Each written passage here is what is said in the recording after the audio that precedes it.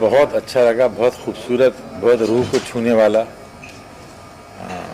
गाना। इसको गाना नहीं बोलना चाहिए, ये तो एक नात है, एक जैसे बोलते हैं इबादत के लिए गाई जाने वाली चीज़ है, जो सुनने में भी बहुत रूह को सुकून देती है, बहुत अच्छी लगी।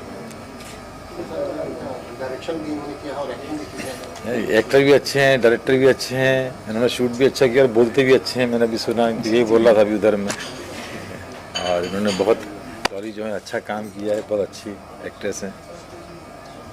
रजनी जी क्या कहेंगे आप चीफ गेस्ट के रूप में रूमी सर आए हुए हैं? सर ये मेरे लिए सौभाग्य है कि रूमी सर आए हैं और ये समझ लीजिए कि समंदर हैं और हम बूंद हैं, तो बस यही है। और इनका आशीर्वाद हमें मिल रहा है और ये आज हमारे साथ बैठे हैं, तो ये प्रभु की कृपा हो गई बस। नहीं नहीं, ऐसा कुछ नहीं। क्या है, जैसे जब मैं आया ना, ये भोपाल से हैं, मैं भोपाल से आया, तुमने जावेद साहब भोपाल से गए, तो हम जावेद साहब को ऐसे देखते थे, और फिर अब हम आए तो ये बैठ रहे हैं। इंशाल्लाह ये भी एक दिन ऐसे बैठे होंगे और इनसे जूनियर इनके बारे में बोल रहे होंगे। गौरी जी आप क्या कहोगे, आपका प्रोडक्शन है, उसके जरिए बनाएगा? जी मेरा प्रोडक्शन है, लेकिन बहुत लोगों का कंट्रीब्यूशन है। सिर्फ अकेले मेरे नाम से हो नहीं सकता और मैं अकेले कुछ कर भी नहीं सकती। हमारे प्रोड्यूसर हैं, ये रजनीश जी हैं, इनका बहुत बड़ा कंट्रीब्यूशन है। तो बस हम साथ में हैं तो ये प्रोडक्शन है। ओमशील प्रोडक्शन वन कुछ बताइए, क्या कुछ है? ओमशील प्रोडक्शन की हमेशा ये कोशिश रहेगी और रही है कि किसी अच्छी कहानी, सच्ची कहानी, कोई सब्जेक्ट ऐसा हो जिसका कोई मैसेज हो, कहीं ना कहीं मीनिंगफुल फिल्में बनाना या जो भी आर्ट से रिलेटेड जो भी काम करना वो वही हो।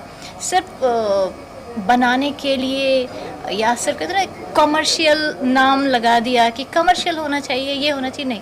हम आर्ट के लिए ही काम करेंगे हमेशा, और ऐसी ही हमने फिल्म बनाई है और आगे भी ऐसा ही करेंगे। मैं डायरेक्टर साहब से जानना चाहूँगा, बहुत सुंदर गाना है, बहुत लाजवाब गाना है, रूहानी गाना है, उतना ही सार्थक वीडियो है, जो स्टोरी है, एक हिंदू महिला आती है और वो कुछ मन्नतें मानती है, फिर लास्ट में आपने दिखाया उनको बच्चा होता है। थोड़ा सा कॉन्सेप्ट के बारे में बताइए।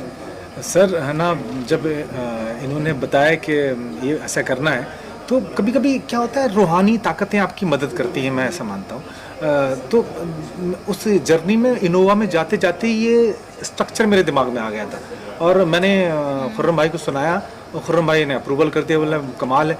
मैंने कहा मैंने नहीं किया है। कभी कभी क्या होता है कि शायद रूमी भाई इस बात को एक्सेप्ट करेंगे कि जो लिखावट होती है वो कुदरतन आती है आपको, आप जानबूझकर लिख नहीं सकते कि मुझे लिखना है आज, वो कुछ कुछ होता है, कृपा होती है ऊपर वाले की, तो वो हो जाता है और वो वैसे ही हुआ और एक समावेश हो गया, सबने सहमत हो गए और गाना बन पड़ा।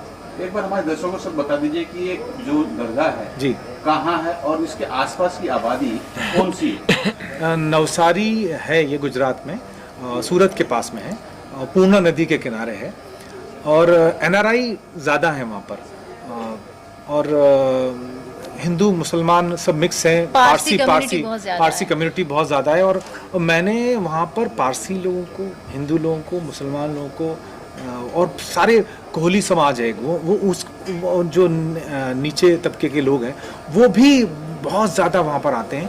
और मैंने ऐसी श्रद्धा किसी भी दरगाह में नहीं देखी इंडिया की। रजनीश जी आप बड़े गुणी हैं, आप राइटर भी हैं, डायरेक्टर भी हैं और कंपोजर भी की आप। आपके नाम के साथ जो रजनीश नाम जुड़ा हुआ है, इसके बारे में कुछ कहिए। रजनीश, जहाँ तक मुझे पता है, एक तो ओशो है, दूसरा रजनीश का मतलब होता है रातों का राजा, जहाँ तक मुझे पता है। तो बस प्रभु की कृपा हुई है और जो कुछ भी मैं कर पा रहा हूँ वो हमारे बुजुर्गों का आशीर्वाद है और उस मिट्टी की खुशबू है जहाँ से रूमी भाई बिलोंग करते हैं। तो हमको थोड़े, इनको पूरा समंदर मिला, हमको 4-5 बूंदें मिल गई हैं, तो बस उस पर काम चला रहे। इसके बाद भी आप ये ऐसे रूहानी गीत लिखा करेंगे आगे या कुछ? जी बिल्कुल, जी बिल्कुल। आने वाली फिल्म है प्यारी तरावली द ट्रू स्टोरी, उसमें मैंने लिखा भी है, कंपोज भी किया है। तो बस आपको वो जब सुनेंगे तो आपको और मज़ा आएगा और फिर आप बताइएगा जब सुनेंगे तब कि मैंने ऐसा लिखा, मैं ऐसा लिख पा रहा हूँ कि नहीं, ये तो वक्त बताएगा। अच्छा डॉली शूटिंग का थोड़ा एक्सपीरियंस बताएं, शूटिंग के दौरान क्या रहा? शूटिंग क्योंकि रियल लोकेशन पे थी और आधे से ज़्यादा जो रिचुअल्स थे वो रियल हो ही रहे थे। और इसमें जो मेन दरगाह के जब भी शॉट आते हैं उसमें मोंटी सैयद जी खुद हैं वो, और रजनीश जी तो पहले से ही बहुत ज़्यादा धार्मिक हैं, तो जब भी धार्मिक चीज़ों की बात आती है तो वो ज़्यादा चले जाते हैं। हम भी धार्मिक हैं पर इतना ऊपर निकाल के नहीं लाते। बहुत मज़ा आया, बहुत नई चीज़ें, हिस्ट्री जानने को मिली, कल्चर समझने को मिला, ऐसी बहुत सारी चीज़ें जो मुझे मालूम ही नहीं थी, नए शब्द, इस्लाम के बारे में मैं बहुत कुछ जान गई जो पहले कभी नहीं जानती थी, तो मेरे लिए तो ये एक क्लास थी। आपने तो मन्नतें मांगी है कभी? सर मैं नहीं, कुछ नहीं मांगती, ऊपर वाला खुद ही दे देता है। नहीं, एक चीज़ मैं बताऊं जो उन्होंने बोला, सूफीज़म हिंदुस्तान में इतना पॉपुलर क्यों हुआ? जब सूफी संत यहाँ पे आए, पहले चाहे वो नौसारी में आए, चाहे अजमेर शरीफ में, चाहे निज़ामुद्दीन औलिया हों, जितने भी हैं हिंदुस्तान के हर शहर में एक दरगाह आपको मिलेगी, हाजी अली हो, माही हो, क्योंकि सूफीज़म का जो पूरा कॉन्सेप्ट है वो है मोहब्बत का, कि खुदा से, ईश्वर से, ऊपर वाले से प्यार करो, और इसीलिए उनके दरबार में सिर्फ प्यार ही बढ़ता है। उनके आने वाला छोटा बड़ा, अमीर गरीब, ऊंची जात नीची जात, किस धर्म का उसका परवाह कभी नहीं रही। इसीलिए पूरे हिंदुस्तान में सूफीज़म इतना मकबूल है, और आज और ज़्यादा उस पर करने की ज़रूरत है, काम जो ये लोग कर रहे हैं कि उससे मोहब्बत ही फैलती है। Thank you. रूमी सर बहुत बड़े डायरेक्टर हैं, बहुत बड़ी बड़ी हिट फिल्में हैं, वो उससे कोई फ़र्क नहीं पड़ता। मैं ये कहना चाहती हूँ कि जब से ये यहाँ आए हैं उतनी देर में मैंने इनको ऑब्ज़र्व किया है, ये सबसे ज़्यादा उन फिल्मों से भी ज़्यादा अच्छे इंसान हैं। उनकी बॉडी लैंग्वेज, उनकी बातें, और बहुत ही अच्छे इंसान हैं। और मैं भी सर के बारे में बोला, इतना कंफर्टेबल कर दिया है मुझे। मैं पहले बहुत घबरा रहा था कि मैं बोल पाऊँगा नहीं बोल पाऊँगा, क्योंकि देखिए जो बहुत काम किया है, और जब किसी सीनियर के सामने आप जाते हो तो आपके हाथ पैर कांपने लगते हैं। मगर मुझे जब ये एंट्री किया, जो हमारे पास बैठे, तो ऐसा लगा जैसे हमारे अपने परिवार के कोई बैठे हुए हैं, और बहुत सहज कर दिया। Thank you. अभी मैं कुछ शर्मिंदा कर रहा हूँ, पिचाई कर रहे हैं मेरी। आज थैंक यू। भाई है, दोस्त है, मुंतज़र अली, जिसका मोंटी सैयद नाम है, वो उनको ये गाना, ये जैसा जाफी साहब बोले, ये नात उनको उनके पास आई, या वो बोले कि अपने को कुछ बनाना है, तो डॉली से मेरी बात हुई थी कि मैं आ रहा हूँ फरवरी में, वो मैं आपको सुनाऊंगा कुछ, और मौका मिला सुनाने का, और बस एक ऊपर वाले की वो है, समझिए कि ये बहुत अच्छी चीज़ बन गई। और ज़्यादा रजनीश को जाता है काम कि उनकी सोच और उनकी जो लगन थी कि हम इसको कंप्लीट करेंगे, ये दोनों की, उसमें हम लोग कंप्लीट करें।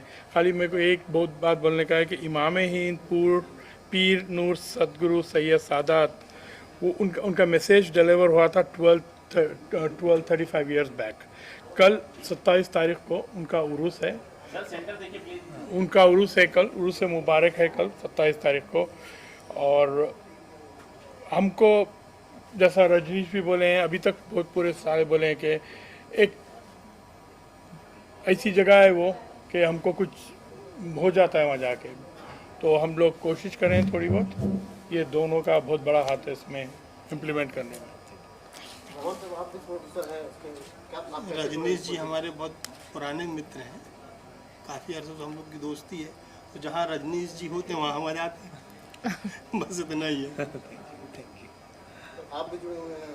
मैं तो वेल विशर हूँ उन लोगों का, और मैं तो दुआ कर रहा हूँ। लईक अहमद जी है, और ये बहुत अच्छे दोस्तों के दोस्त, यारों के यार, और बस मदद करने वाले, अरे नहीं, हर जगह सपोर्ट करने वाले, ये भी हमारे प्रोड्यूसर हैं।